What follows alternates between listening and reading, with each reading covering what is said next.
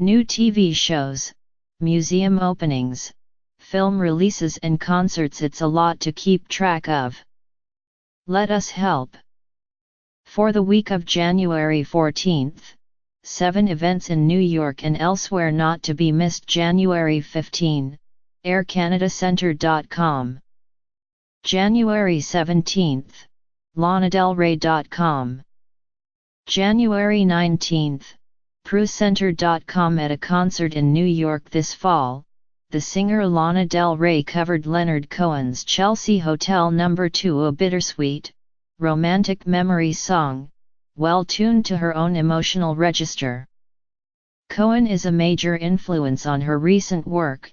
In an interview with Billboard in December, she cited the late Canadian poet-composer's secular hymn anthem, "Forget Your Perfect Offering / There Is a Crack in Everything / That's How the Light Gets In," as another favorite. Unlike her balladeer hero, Ms. Del Rey is a pop star, but she does her best to dodge some of the usual requirements of that role. Writing about another show in September, the New York Times critic John Caramanica noted that she appeared eerily casual, singing and smiling with the ease of someone performing at singer-songwriter night at the local coffee shop.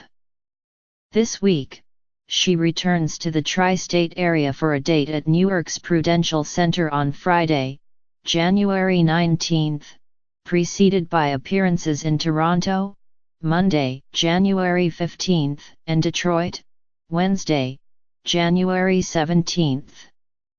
Expect an enthrallingly low-key performance that Mr. Cohen might have appreciated. Simon Vosek-Levinson, Jan.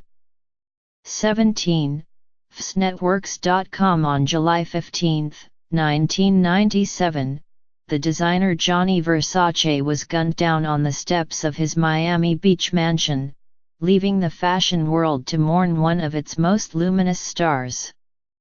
8 days later, his murderer, Andrew Cunanan, turned his gun on himself. Starting Wednesday, January 17, on FX, The Assassination of Gianni Versace, American Crime Story will speculate on what motivated the monstrously bright and pathological Cunanan, a social climbing gay gigolo, to kill at least 5 men, including Versace. It's the anthology's second installment, after 2016's Emmy sweeping The People v. O.J. Simpson. The Venezuelan actor Edgar Ramirez portrays a benevolent Versace. Penelope Cruz sweeps in as his sister and muse, Donatella, showing scant mercy to his grieving partner, played by Ricky Martin. And Darren Criss, Glee, coolly seethes until he viciously erupts as Cunanan. The 9 episodes, volleying between the dazzling, sexed-up opulence of Versace's existence and the grimy despair of Cunanan's, are adapted from Maureen Orth's 1999 book, Vulgar Favors, which examines the role that homophobia may have played in the hunt for the serial killer. Catherine Shattuck, Jan.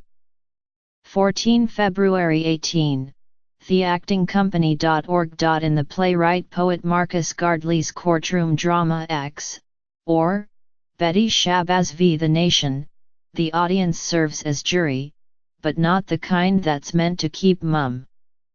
As Mr. Gardley explains at the top of his script, spectators are encouraged to call out to the actors, laugh, sing and even snap their fingers when they agree with something being said. So that's one rule to keep in mind in this fantasy trial over the 1965 assassination of the civil rights leader Malcolm X, prosecuted by his widow, Betty Shabazz. Here's another. The personas of the characters in X, who include Nation of Islam figures like Louis Farrakhan, one of the accused, are somewhat fictitious, Mr. Gardley writes. Lauded in its run last spring off-Broadway, the Acting Company production of X returns January 14 to February 18 at the theater at St. Clements. Blending irreverent comedy, soft-focus romance, and historical re-examination, Mr. Gardley also draws on Shakespeare's Julius Caesar, whose bloody conspirators have nothing on the plotters here, and there's an array of suspects to choose from. Laura Collins Huggestion 17 and 18, carnegiehall.org. Kicking off a U.S. tour in January, the Royal Concertgebouw Orchestra arrives at Carnegie Hall for a two-night stint under the direction of its new chief conductor, the reliably compelling Daniele Gatti.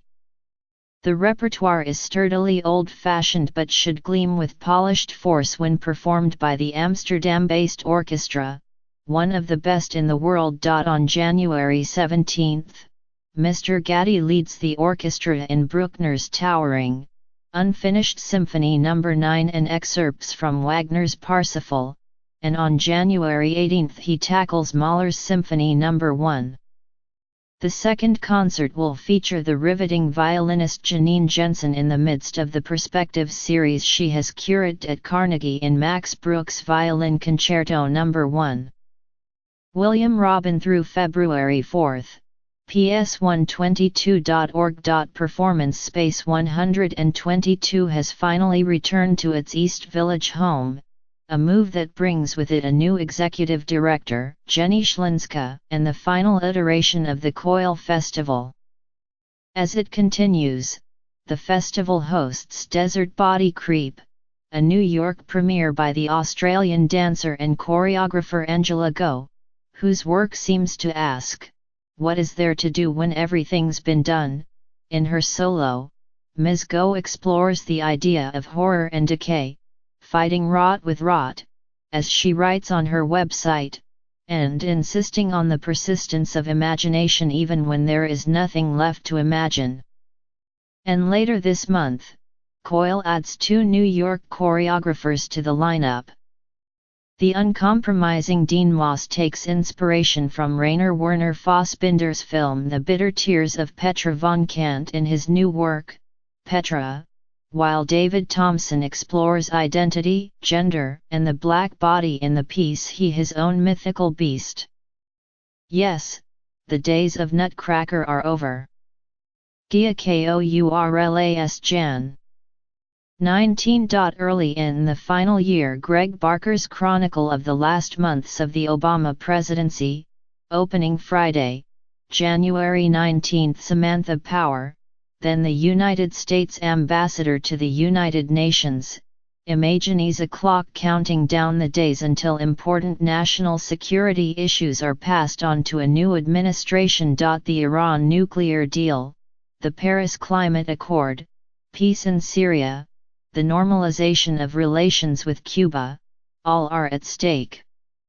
In fact, at one point 17 Republican candidates are promising to undo much of the foreign policy devised by Ms. Power, former Secretary of State John Kerry and then National Security Advisor Susan Rice and her deputy, Ben Rhodes.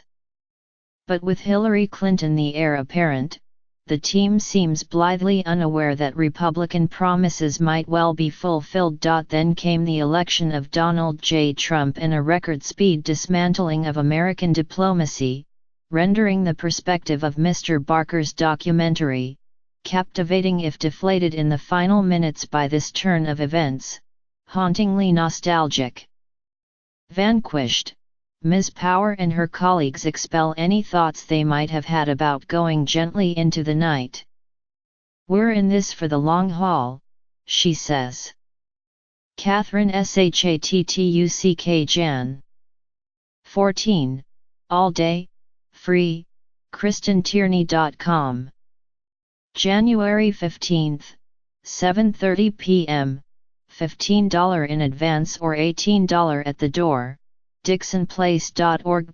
The observations the artist Neal Goldberg jots down on line 3x5 index cards range from winkingly self-conscious to disarmingly insightful. Most often they are a strange and hilarious combination of the two. My favorite, what Primo Levi said about the psychology of prisoners saving their cigarettes in Auschwitz, but about me and the olives in a martini. Watching Mr. Goldberg flip through his deck and read these thoughts aloud is like eavesdropping on a high-concept game of mental solitaire lightly inflected with Henny Youngman. You can catch his all-day performance on January 14 at the Kristen Tierney Gallery in Manhattan. He will also be on stage January 15 at Dixon Place as part of the annual Association of Performing Arts Professionals Conference. Will Heinrich